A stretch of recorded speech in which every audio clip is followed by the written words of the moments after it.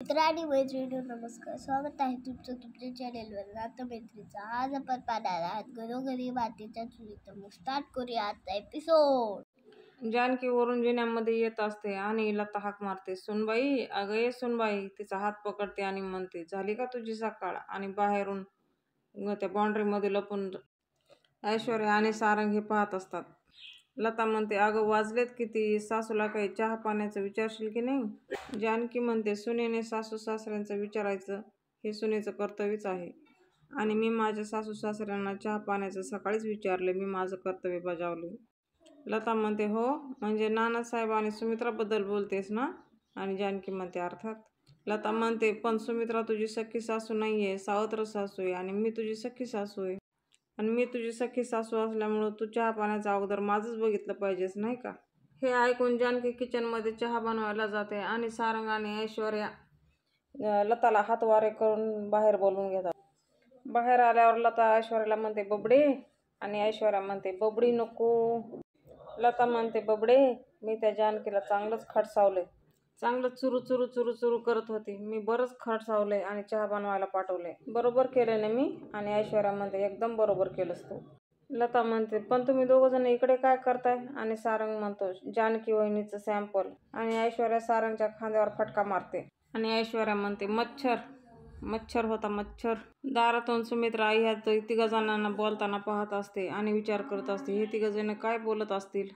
लता म्हणते, जानकीच्या सॅम्पलबद्दल काय बोलत होता तुम्ही? आणि ऐश्वर्या म्हणते, छे तू लक्ष नको देऊ.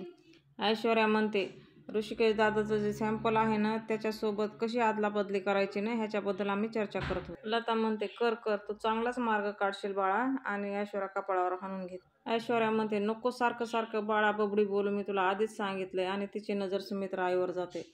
सुमित्रा आईला बघून ऐश्वर्या खरा रंग दाखवते आणि म्हणते, काय हो तुम्ही कशाला गोडी गुलाबीनं बोलायला येत आहे माझ्याशी? तुम्हाला मी आधीच सांगितलंय ना. लता म्हणते, काय झालं? आणि ऐश्वर्या म्हणते, काय झालं? तुमच्यासारख्या बायकांना ना मी चांगलंच ओळखू नये. दुसऱ्याच्या संसारावर डोळा असतो ना तुमचा. हे ऐकते आणि लता तोंडावर हात ठेवून तिच्याकडे पाहत असते. ऐश्वर्या पुढे म्हणते, तुम्ही कितीही प्रयत्न केलात ना, तुम्ही पार्वती आई आहात ही मी गोष्ट मान्यच करणार नाही. मुळात माझा विश्वासच नाहीये तुमच्यावर. काय सारंग? आणि सारंग म्हणतो, हो ना ऋषिकेश दादा आणि जानकी असतील तुमच्या बाजूने, पण आम्ही खडसावून सांगतो, आम्ही फक्त आमच्या सुमित्रा आईच्या बाजूने आहोत. लता म्हणते, अगं ऐश्वर्या. आणि ऐश्वर्या म्हणते, ए लांब लांब लांब राहायचं, लांब व्हायचं.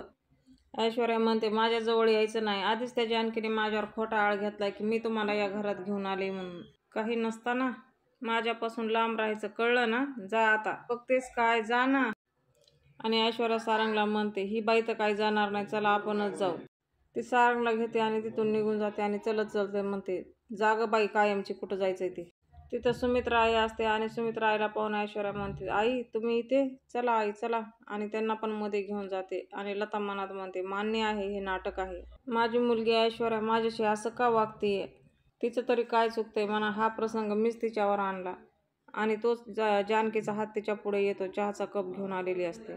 लताच्या डोळ्यामध्ये पाणी असतं आणि जानकी विचारते, हे काय तुमच्या डोळ्यात पाणी? आणि लता म्हणते, कुठे काय? आणि जानकी म्हणते, कसं आहे ना, कधी कधी कसं असतं ना, खोटाड्या माणसाला सुद्धा खोटं बोलता येत नाही. सगळं कळलंय मला. ऐश्वर्या ओरडली तुमच्यावर, त्याचंच वाईट वाटतंय ना? ऐश्वर्यावर विश्वास ठेवलात तुम्ही, तिचं ऐकून या घरात आलात. हा त्रास तर होणारच आहे तुम्हाला. माझं म्हणणं पटत नव्हतं ना तुम्हाला? आता लवकरच कळेल. लता गप्प जानकीचं बोलणं ऐकत असते की तुम्ही किती चुकताय. आणि चहा समोर धरते आणि म्हणते, चहा गार होईल, चहा प्या. जानकी कपडे घेऊन तिच्या रूममध्ये येते आणि ऋषिकेशला विचारते, हे काय? आणि त्यावर ऋषिकेश म्हणतो, काही नाही, आता लॅबमधून माणसं येतील ना, माझे सॅम्पल कलेक्ट करून ठेवतोय. जानकी म्हणते, जपून ठेवा. आणि ऋषिकेश म्हणतो, जानकी काय ना, आता आपल्या घरातला सगळ्यात मोठा प्रॉब्लेम सॉल्व्ह होणार आहे. एकदा काय हे सॅम्पल लॅबमध्ये गेले आणि रिपोर्ट आले ना, खरं काय ते लवकरच कळेल. जानकी म्हणते, हो ऋषिकेश, आतापर्यंत त्या बाई पार्वती नाहीयेत ही शंका होती. आता माझी शंका खात्रीत बदलत चालली आहे दिवसेंदिवस. आणि ऋषिकेश विचारतो, म्हणजे? आणि जानकी सांगते, म्हणजे त्या बाई एरवी माझ्यावर आरडाओरडा करायच्या, पण आज जेव्हा ऐश्वर्या त्यांच्यावर ओरडली ना, त्या एकदम शांत झाल्या. आणि एवढंच नाही तर त्यांच्या डोळ्यात पाणी आलं, रडायला आल्या त्या. ऋषिकेश म्हणतो, काय? मी त्यांचा सच्चेपणा आज पहिल्यांदा पाहिला ऋषिकेश. आणि त्यावर ऋषिकेश म्हणतो, त्या मनापासून रडल्या? आणि जानकी म्हणते, मला माहीत नाही ऋषिकेश. त्यांच्या डोळ्यातलं पाणी खरंय की ते आतापर्यंत जे वागत होत्या ते खरंय, पण मनातनं असं वाटतं की त्यांना कोणीतरी फसवण्याचा प्रयत्न करतंय. ऋषिकेश म्हणतो, बघूयात आपण, जे काही आहे ना ते लवकरात लवकर समोर येईलच. ऋषिकेश घड्याळाकडे पाहतो आणि म्हणतो, लॅबमधून लोक अजून कसं काय आले नाहीत, मी फोन करून पाहतो. हा बैल भिंतीजवळ उभा असतो आणि म्हणतो, दादाने सॅम्पल ड्रॉवरमध्ये लपवून ठेवलेत का, हे ऐश्वर्याला सांगायला पाहिजे. आणि तो तिथून निघून जातो.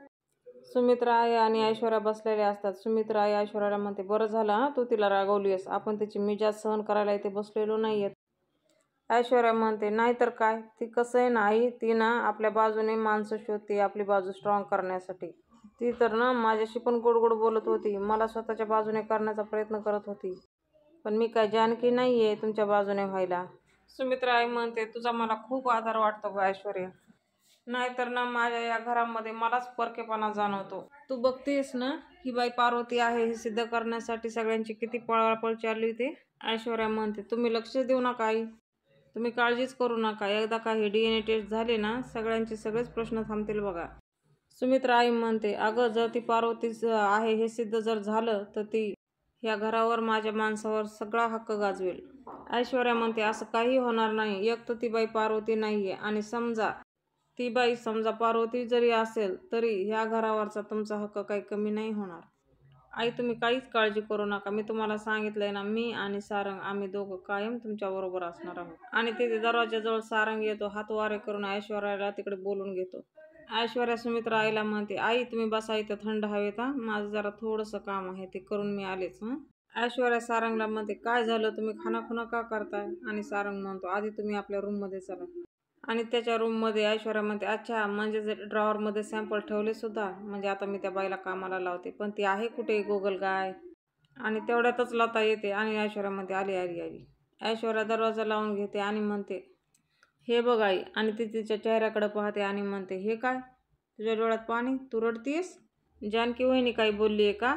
आणि लता म्हणते, जानकी, ती तर खूप प्रेमानं बोलली माझ्याशी.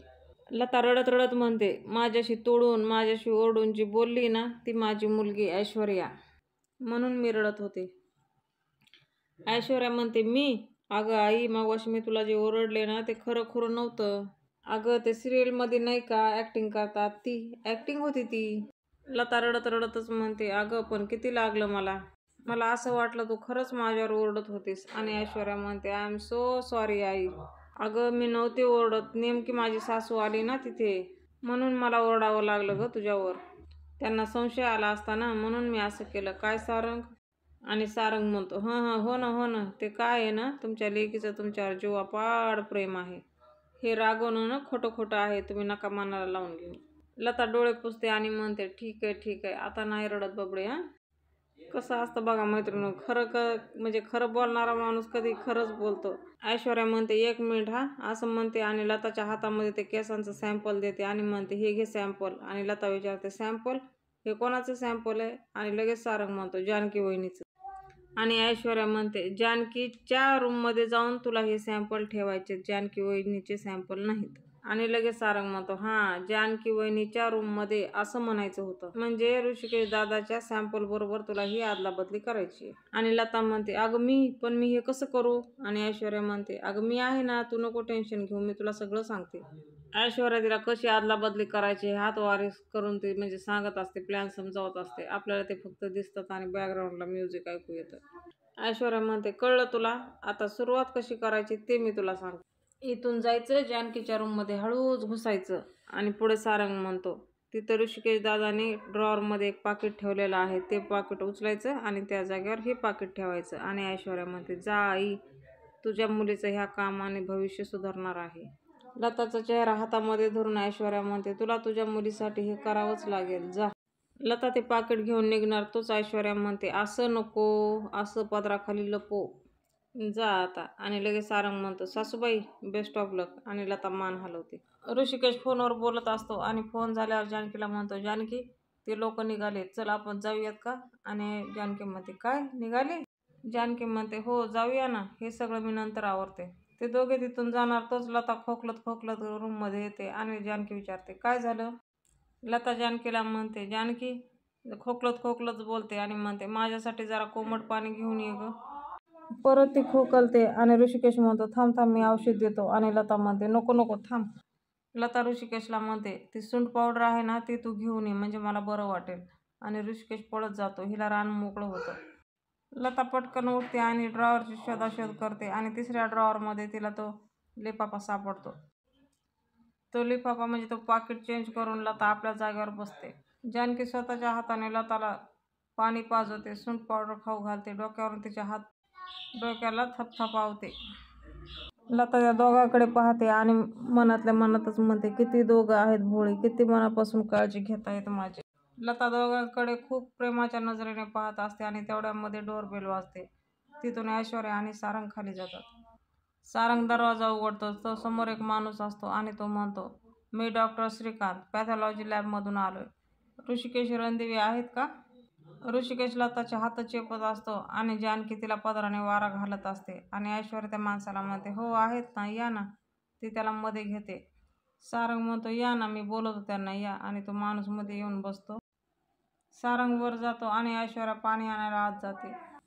सारंग वर येऊन म्हणतो दादा ते डॉक्टर आले तुम्हाला DNA सॅम्पलसाठी बोलवतायत. ऋषिकेश आणि जानकी लताच्या हाताला धरून उठवतात आणि ऋषिकेश लताला म्हणतो सावकाश हा सावकाश आणि जानकीला म्हणतो जानकी माझे सॅम्पल घेऊन ये मी खाली जातो तोपर्यंत. आणि ऋषिकेश म्हणतो नमस्कार डॉक्टर मी ऋषिकेश रणदिवे. आणि तो म्हणतो तुम्ही सॅम्पल कलेक्ट केलेत का? नसतील केले तर मी करतो. ऋषिकेश म्हणतो नाही नाही आम्हीच कलेक्ट केलेत. ऋषिकेश लताला म्हणतो आई तुझं सॅम्पल दे आणि लता म्हणते हो आणते. ऋषिकेश त्याचं सॅम्पल त्या डॉक्टर जवळ देतो आणि लता पण मधून सॅम्पल घेऊन येते. ती देणार तोच जानकी म्हणते एक मिनिट. जानकी म्हणते आपण आधीच घेतलेले सॅम्पल का देतोय? आणि ऐश्वर्या विचारते म्हणजे? आणि जानकी म्हणते म्हणजे? आणि डॉक्टरला म्हणते तुम्ही आहातच, माझा नवरा पण आहे, माझ्या सासू पण आहेत, तर सॅम्पल समोरासमोरच का घेत नाही होत आपण? जानकी डॉक्टरांना विचारते आता सॅम्पल घेतलेले चालतील ना? आणि त्या डॉक्टर म्हणतात हो चालतील ना. हे ऐकून सारंगच्या चेहऱ्याचा रंग उडतो पण मात्र ऐश्वर्याला खूप राग येतो. खूप रागाने ती जानकीकडे पाहत असते.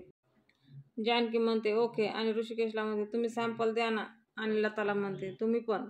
एकदा का सॅम्पल सगळ्यासमोर दिले ना मग ते डायरेक्ट लॅबमध्ये जातील, मग काही घोळच होणार नाही. हो ना ऐश्वर्या? जानकी डॉक्टरला म्हणते घ्या ना पुढे सॅम्पलदार आहेत. लता म्हणते हे पुन्हा सगळं करायची काय गरज आहे? मी माझे केस दिलेत ना पाकिटामध्ये आणि हे सगळं करायची पुन्हा काय गरज आहे? आणि हल्ली माझे केस गळतायत ना. कशाला उरलेले केस उपटायला लावताय? किती दुखेल मला. जानकी म्हणते काय एवढं घाबरताय? काळजी करण्यासारखं एवढं काहीच नाहीये. ह्यांना फक्त सॅम्पल पुरते 1-2 केस हवे तेच द्यायचे तुम्हाला. आणि तुम्ही आताच म्हणालात ना केस गळतायत, मग ते गळून खराब होण्यापेक्षा डॉक्टरांना सॅम्पल म्हणून दिलेले काय वाईट आहेत नाही का? काय ऋषिकेश बरोबर ना? आणि आजकाल पडद्यामागे काय घडतं हे कोणालाच काही माहिती नसतं. त्यामुळे जे काय व्हायचंय ते सगळ्यासमोर होऊ दे, म्हणजे काहीच प्रॉब्लेम यायला नको. ते डॉक्टर पार्वतीला म्हणजे लताला म्हणतात या मॅडम तुम्ही बसा. डॉक्टर लताचे केस उपटून त्याच्या बॅगमध्ये टाकतो, कलेक्ट बॅगमध्ये टाकून देतो आणि डॉक्टर ऋषिकेशलाही बसायला सांगतात. डॉक्टर म्हणतात आता सॅम्पल घेऊन झालेत. जानकी म्हणते आता एकदा टेस्ट आले की मग सगळ्यातलं सगळं कळेल. उद्याच्या भागामध्ये आपण पाहणार आहोत. लता म्हणते जानकीला तुला काय वाटलं ते सॅम्पल मी बदलले? जानकी म्हणते वाटायला कशाला हवे, तुम्हीच बदललात. ज्या मुलीवर तुम्ही विश्वास ठेवताय ती मुलगीच कोणाच्या विश्वासाच्या लायकीची नाहीये. आणि कावेरी काकू दरवाजावर असतात. लता विचारते कोण तुम्ही? आणि कावेरी काकू म्हणतात मी विणबाई, मी माझ्या लेकीला भेटायला आले. लता म्हणते कोण तुमची लेक? सुमित्राई जानकीला म्हणतात तू म्हणतेस ना तसं घडलं तर ठीकच आहे, जर नाही घडलं तर तुला हे घर सोडून जावं लागेल. मैत्रिणींनो असेच फुल आणि नवनवीन एपिसोड पाहण्यासाठी आजच आपलं चॅनल सबस्क्राईब करा, बेल आयकॉन प्रेस करायला विसरू नका. भेटूया आपण उद्याच्या भागात.